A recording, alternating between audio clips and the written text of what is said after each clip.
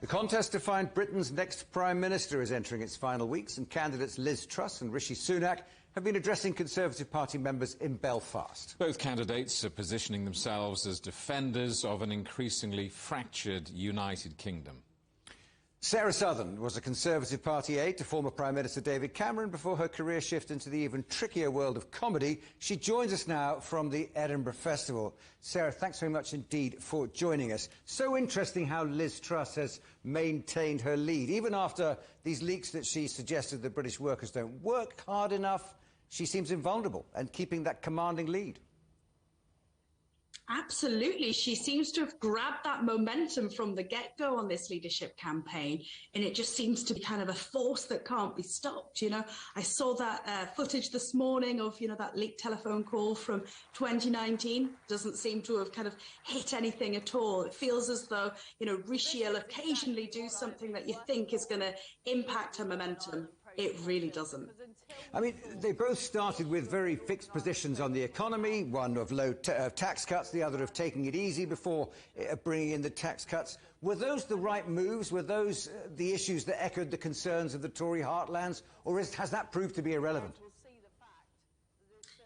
I think they've talked quite a lot about a broad base of things and I think sometimes when they've done perhaps TV debates, they've been forced to speak on things a little bit more.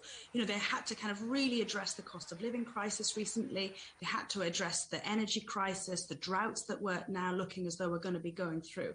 So although they kind of keep swinging back to tax cuts, I think they've got to look at the broader suite of problems that we're really being, tackled with here in the UK at the moment. There's about to be huge hosepipe bans across the country as we're dealing with torrential rainfall, So there are things that are affecting people's everyday lives and they want solutions to that. But neither candidate has really come up with any kind of concrete response to any of those concerns would they be brought up in the debates. It's all been terribly short on detail, hasn't it? But that doesn't seem to have mattered. I think when whoever wins, and at the minute it does look like it's firmly going to be Liz Truss, the polls are suggesting that she has got the support of the Conservative Party membership.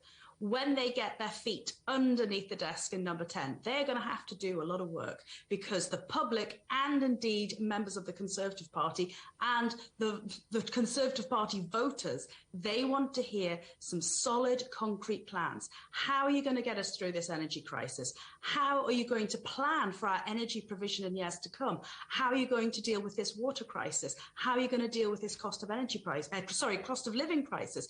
People want to hear some firm plans.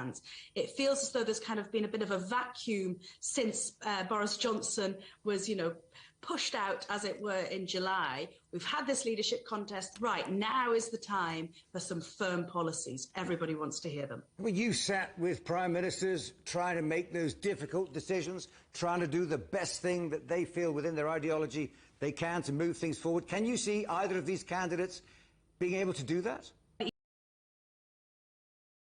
Easy time. I mean, crumbs. Anyone who is popping in to number 10 now, they've got a lot on their plate.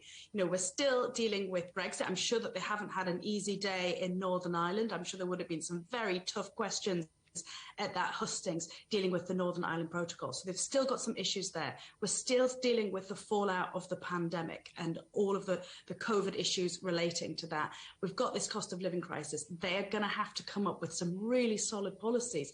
Otherwise, when we go to a general election in 2024, they are going to be a very short-term Prime Minister. Very briefly, Sarah, has this given you more material for your comedy show? Well, my show this year in Edinburgh, it's called Scandalous. So I think I've chosen a pretty good time to write a show about political scandal. All good. Sarah Southern, thanks very much indeed for joining us.